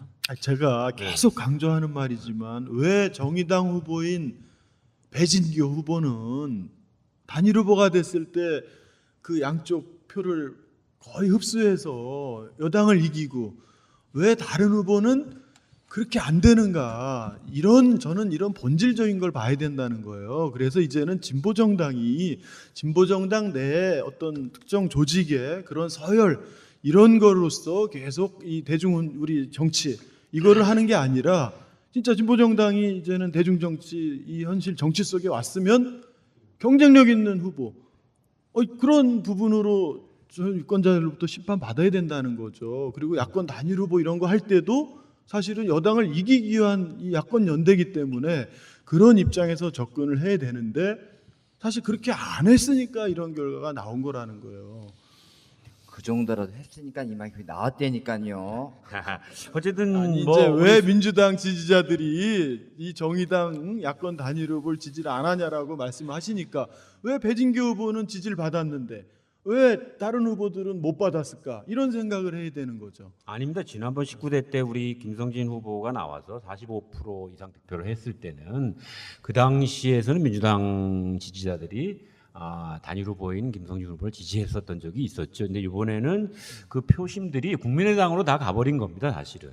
그렇기 때문에 그렇다고 뭐 새누리당이 많이 얻은 건 아니에요. 원래 뭐 남구에서 윤상현 후보는 원래 그랬었고 중동 홍진에서도 안상수 후보와 배준영 후보가 나눠지면서 일부 글로 갔겠지만 크게는 국민의당으로 가면서 시너지를 못 낸 측면이 있고 그래도 단일화를 했으면 끝까지 좀 밀어주셨어야 되는데 그런 면에서 아쉽다 이런 말씀을 드리는 거고 그런 측면에서는 뭐 결국은 더불어민주당의 야권 연대 협상을 한 여기 책임이네요. 결국은 이 국민의당과 야권 연대를 성사시키지 못함으로 인해서 또 진보정당 후보 그 한 곳 진짜 이 부분조차도 이렇게 막 그 의미 있는 선전을 하지 못하게 된 결과가 나오게 된 부분이 저도 옆에서 이제 한 발짝 물러나서 보니까 그러니까 최대 수혜자는 더불어민주당이잖아요. 예? 과반수를 다 얻어먹고 66%가 넘는 그 출전 선수들의 66%를 획득하는 건 어마어마하게 센 거잖아요.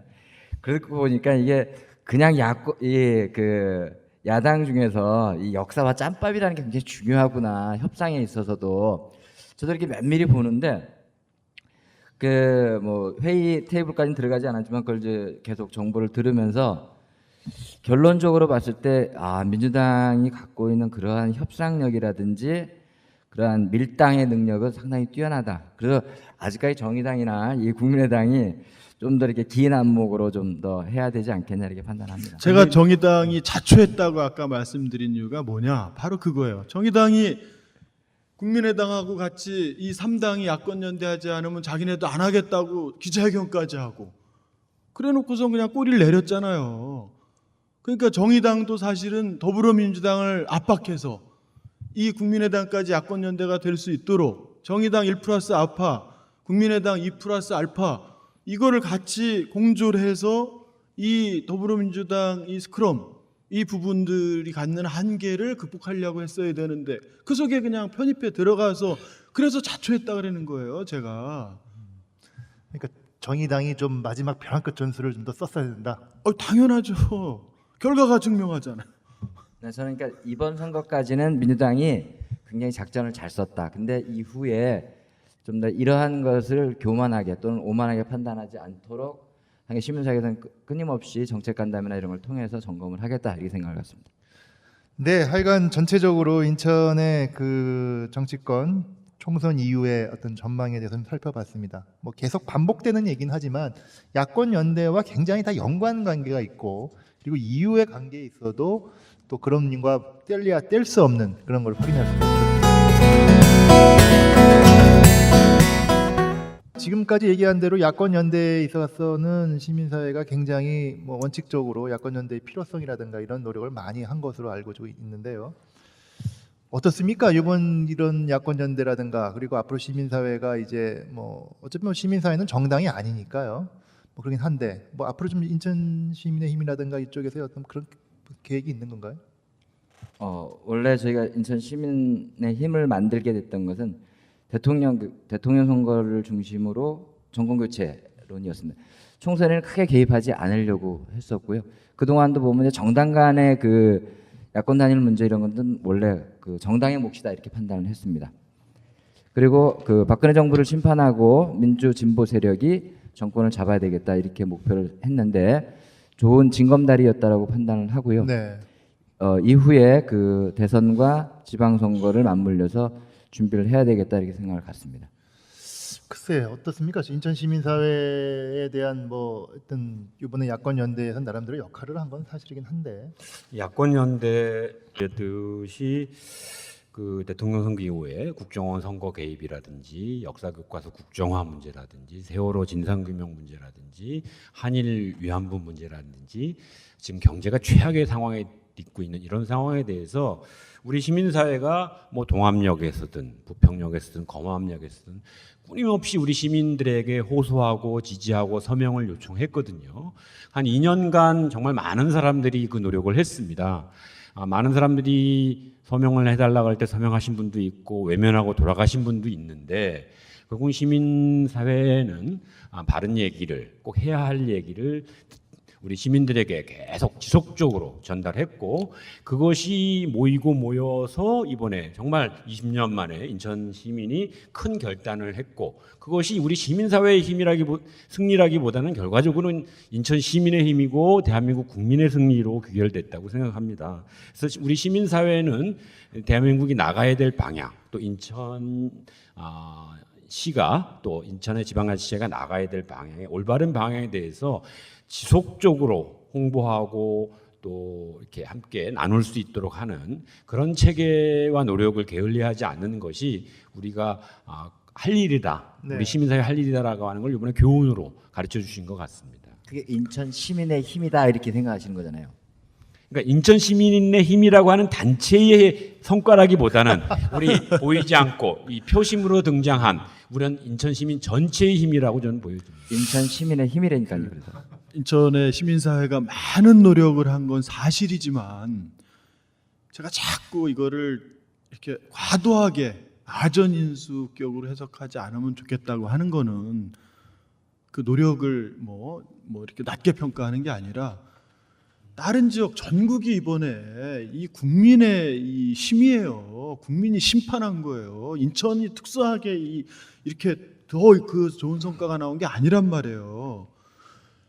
저는 이 인천 우리 시민사회가 진짜 대선에서 정권 교체를 목적으로 할 것이냐 아니면 내가 좋아하는 나하고 비슷한 성향을 갖는 사람을 후보를 만드는 데 열중할 거냐. 이번 총선이 그걸 저는 보여줬다고 생각을 해요. 진짜 정권 교체가 목적이면 내가 좋아하는 후보를 찍으려고 할 게 아니라 어떻게 정권을 바꿀 수 있게 더 크게 하나가 될 것이냐. 전 거기에 동의하고요. 왜냐하면 정권 교체가 중요해야 되는데 내가 좋아하는 후보로 이렇게 저희들도 이렇게 하는 것은 아니어야 되겠다라고 판단하고요. 근데 아까 선거에 있어서는 그 시민사회에서는 그 선거가 만능은 아니다라고 저희도 판단을 합니다. 그러나 그동안 선거에서 언제나 이게 그 주변부로 떨어져 있었던 인천 시민들이 이제 바꿀 수 있는 이렇게 좀 계기가 됐었던 것처럼 대선에서도 좀 저희 시민의힘에서 준비하는 것은 그 아까처럼 정책을 꼼꼼히 점검하는 거하고 선거가 좀 축제가 됐으면 좋겠다. 그리고 정치가 좀 가까운 이게 우리 생활에서 가까울 수 있는 이런 것들을 좀 기획을 해야 되겠다고 판단을 하고요. 정당인에만 맡기지 않고 그 주체적으로 조직화하는거나 아니면 세력별로 이렇게 만드는 것들을 이제 준비를 하고 있습니다. 예, 이번 총선만 놓고 봤을 때 시민사회가 앞으로 저는 상당히 좀 그 시민들로부터 신뢰를 받는 데 있어서 어려운 직면에 처했다. 야권이 다수가 되긴 했지만 실제로 시민사회는 가치와 기준, 원칙 뭐 이거죠. 야권의 저 후보가 왜 돼야 되는지 이걸 시민과 함께 소통하게 하고 이러면서 시민들한테 지지를 이끌어내는데 이번에는 그냥 여당 심판 이렇게 함으로 인해서 정작 그 연대를 해야 되는 기준과 원칙 이런 거에 대해서 제대로 못했잖아요. 낙선 후보까지도 막 이렇게 같이 연대 후보로 하기도 하고 자 이제는 그 후과를 그대로 이제는 돌려받게 됐어요. 지금 당선된 후보들 공약한 거 보세요. 당선된 후보들 공약.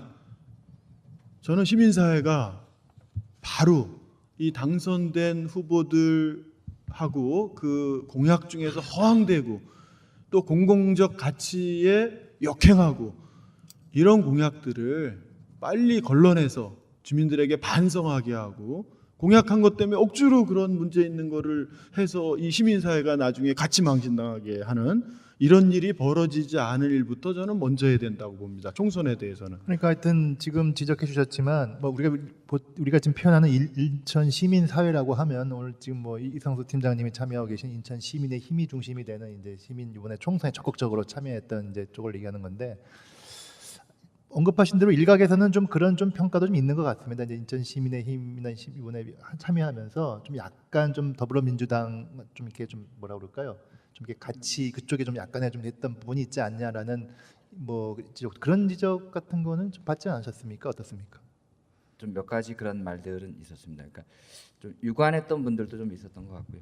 그러나 이제 그 목소리가 없는 시민들의 대변이 돼야 되겠다 이렇게 해서 그다음에 시민들이 정치에 대해서 너무 좀 그 아까처럼 주변부로 떨어지지 않고 같이 할 수 있도록 그런 목소리를 이제 담겠다 이렇게 해서 했다라는 말씀드리고요. 그리고 실제로 시민의힘이 이렇게 크게 노력했던 부분은 얼마 되지 않았고 또 중재하는 것에 이렇게 그 불러 모을 수 있는 테이블 정도를 만든 거지 실제로 개입의 정도는 높지 못했다 이렇게 판단합니다.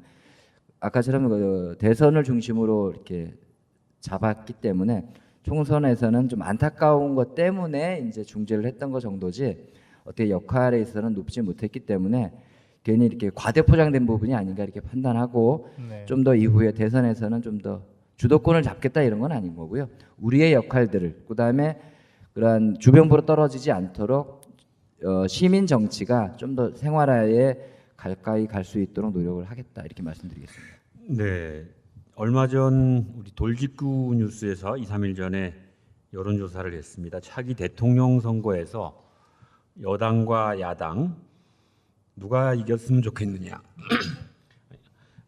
라는 설문조사에서 응답자의 62.9%가 야당이 이기길 원합니다 라고 나왔습니다. 네. 또 한편으로 여러분 많이 요새 듣겠습니다만 더불어민주당과 국민의당이 당장의 야권 통합보다는 정책 대결을 통한 어쨌든 그 세를 늘려나가기를 바라는 국민들이 더 많은 것 같습니다. 그래서 이제 결과적으로 우리 인천 총선 결과가 굉장히 좋게 나와 있긴 하지만 어쩌면 그 대통령 선거가 이제 1년 반 정도 남은 상황에서 과제는 상당히 있고 이 결과를 아까 말씀드렸던 대로 국민의당을 지지했던 약 25% 정도 되는 인천 시민의 표심을 정확하게 읽고 정책 대결과 또 정권 교체를 위해서는 힘을 합칠 때는 합치고 이런 과정이 지금 굉장히 중요한 과제로 남아 있다고 생각합니다. 이한구 의원이 얘기하셨듯이 이렇게 더불어민주당이 좀 더 오만하지 않고 좀 더 자기 정책에 대해서도 다시 한번 점검할 수 있는 기회들이 필요하다라고 한다면 저희 인천 시민 팟에서도 좀 더 당선자들을 좀 모셔다가 이렇게 초대 손님으로 또는 정책에 대해서 좀 꼼꼼하게 볼 수 있는 시간이 좀 이후에 있으면 좋겠습니다. 뭐 당선자도 모시고 아쉽게 낙선한 분들도 좀 모셔서 향후 정적인 거에 대해서 직접 듣는 것도 의미가 있지 않겠습니까? 네, 아유, 뭐 이렇게 뭐 대단히 적극적으로 얘기해 주시니까 뭐 사회를 볼 필요가 없습니다. 제 개인적으로는 이 시민사회에서 저는 하여튼 마지막으로 좀 정리하면서 한 세 가지 정도는 우리가 분명히 좀 갖고 가야 된다. 첫 번째는 일단은 이제 선거가 끝났기 때문에 당선된 후보에 대한 이제 똑바른 감시가 또 필요하다고 저는 개인적으로 생각합니다. 그리고 또 하나는 그 아까도 계속 언급됐지만 인천에 지금 더불어민주당과 국민의당, 정의당, 특히 국민의당과 더불어민주당과 여러 가지 지금 그런 간극을 어떻게 시민사회가 또 나름대로 역할을 해서 이거를 묶어 세울 것이냐. 그러지 않고서야 뭐 대선에서의 어떤 승리를 뭐 보장할 수 있겠습니까? 그리고 세 번째로는 어차피 시민사회는 시민들의 정치, 시민들의 어떤 목소리를 대변해야 되기 때문에 좀 더 천착해서 현장에서 시민의 목소리를 담아서 정치권에 전달하는 그런 역할을 아마 해야 되지 않을까 이렇게 생각이 듭니다. 근데 오늘 이제 요 총선에 대한 주제는 이제 마지막이기 때문에 오늘 참여하시는 우리 오늘 게스트분들에게 한 마디씩 이번 총선에 대한 전체적인 어떤 소회라고 그럴까요? 이런 얘기를 한 번씩 좀 돌아가면서 한번 해주시면 좋겠습니다. 네, 어쨌든 이번 총선 결과는 저 개인적으로는 시민의 한 사람으로서 그래도 이렇게 오랜만에 기쁘게 받아들일 수 있는 그런 결과였고 그런 큰 표심을 움직여주신 인천 시민에게 감사한 마음을 갖고 있습니다. 근데 제가 이제 드리고 싶은 말씀은 얼마 전에 인천일보 우리 박진영 기자가 쓴 그 우리 공약 분석한 게 나와 있습니다. 13명 당선자 중에서 그 답변서를 미제출했거나 뭐 그 비용을 추계 중인 5분을 빼고 8명이 약속한 예산이 20조 원입니다. 20조. 뭐 제일 많이 약속한 사람이 우리 이번에 초선으로 당선된 민경욱 당선인의 경우가 약 8조 6천억을 약속했습니다.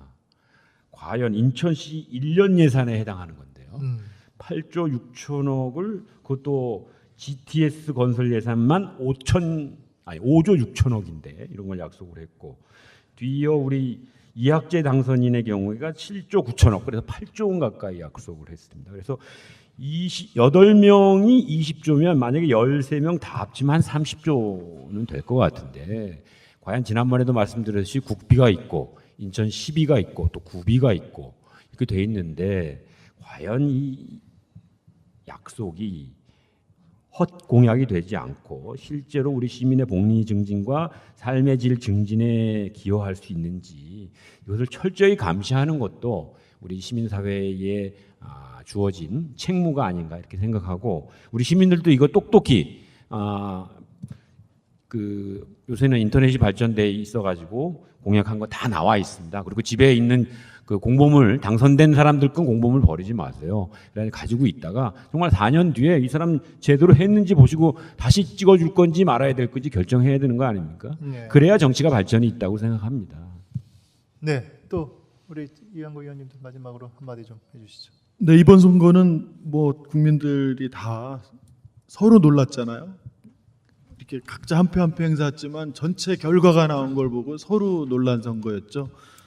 여당은 그 진짜 오만하고 이런 걸 심판받았다고 보는 거고요. 야당 또한 제1야당 또한 그 충분한 대안으로서는 아직 국민들로부터 인정받지 못했기 때문에 정당 투표에서는 이제 그런 3위를 하는 이제 그런 결과가 나왔다고 보고 국민의당 역시 뭐 짧은 기간 내에 당이 생겼다고는 하지만 그럼에도 불구하고 새정치라고 하는 좀 더 구체적이고 국민들이 피부에 와닿는 이런 것들을 뭐 제시하거나 이런 적극적 그런 것이 좀 부족했죠. 왜냐하면 중앙 그 당 그 관련된 사람들이 상당 부분이 비례대표 뭐 이런 그 앞순위를 받으려고 뭐 이렇게 활동이 치우친 듯한 모습이 네. 그대로 보여줬으니까 뭐 또 진보정당, 정의당 마찬가지로 어떤 정의당 진보정당으로서 좀 대중 정치들을 더 확대하고 그런 자기 변신 노력이나 끊임없이 이걸 하려고 하기보다는 그 제1야당 여기에 안주해서 그냥 계속 그 몇 사람 자리 받는 듯이 이렇게 되풀이되는 이제는 이제 국민들이 그런 부분에 대해서도 좀 새로운 전환들을 요구하고 있는 거고요. 어쨌든 이러한 그 각 당들의 미흡한 부분을 우리 국민들이 정확하게 그걸 평가한 이 결과가 아니냐 저는 네. 이런 생각이 듭니다. 예. 네. 이성수 팀장님. 저는 선거와 이번에 시민팟을 이렇게 해보면서 그냥 잘 놀고 공부도 꽤 하는 계기가 됐다 이렇게 판단하고요. 그 저희가 총선과 대선을 봤을 때는 총선에서 져야 대선에서 이길 수 있지 않겠냐. 왜냐하면 시민들은 견제표라는 게 있습니다. 총선에서 이긴 데를 둘 다 이기게 하지 않는다 이런 거를 전 그동안 이렇게 봤었는데 그래서 더 긴장을 하고 또 감시를 잘해야 되겠다 이렇게 생각합니다. 네, 고맙습니다. 인천 시민파 우리가 지금 3번째 하고 있는데요. 인천 총선 그 진실을 알려주마. 어떻게 재미있으셨습니까? 하여간 초기 우리가 인천 총선에 대한 이야기를 하면서 후보에 대한 이야기도 거론했고 오늘은 마지막에 당선자까지에 대해서 쭉 이야기를 나누었습니다. 모든 판단은 여러분들이 하셔야 될 것 같고요. 앞으로 인천 시민팟은 또 다른 주제로 또 만날 예정으로 있습니다. 아까 언급하신 대로 이번 총선 당선자랑 만나는 자리도 아마 만들어 보려고 하고 있고요. 또 하나는 이번 이제 6월이 되면은 이제 인천 지방 정부가 이제 2년이 끝나는 상반기가 끝나는 지적입니다. 그래서 인천 지방 정부에 대한 어떤 상반기 평가라고 할까요? 전반기 평가라고 할까요? 그래서 시장이나 뭐 구청장들 그리고 시의원들에 대한 어떤 평가도 한 번쯤 생각해 보고 있습니다. 또한 또 요새 최고 또 이슈가 되고 있던 인천 지역에 또 이슈가 됐던 이승만 동상과 관련해서도 한번 또 생각해 볼 필요가 있을 것 같습니다. 경인여대에 이승만 동상이 세워졌고 인하대에서도 이승만 동상을 세우려고 하는 여러 가지 움직임이 있었던 것으로 알고 있습니다. 그런 어떤 인천의 어떤 그런 문제. 그럼 마지막으로는 지금 인천시 정부에서 가장 중요하게 접근하고 있는 인천 가치 재창조라는 이 프로젝트에 대해서 한 번쯤 점검해야 될 때가 아닌가 저는 이렇게 생각이 됩니다. 계속적으로 언론이라든가 이런 데서 언급은 되고 있지만 과연 그거의 본질과 진실은 무엇이고 문제는 없는지 한 번쯤 점검해 볼 필요가 있다는 생각이 들어서 지금 언급드렸던 이런 여러 가지 주제에 대해서 다음에 다시 좀 만나서 이야기를 나누도록 하겠습니다. 오늘 와주셔서 너무 고맙습니다. 예, 고맙습니다. 시청자 여러분, 이것으로써 인천 시민 팟을 마치도록 하겠습니다. 네, 감사합니다.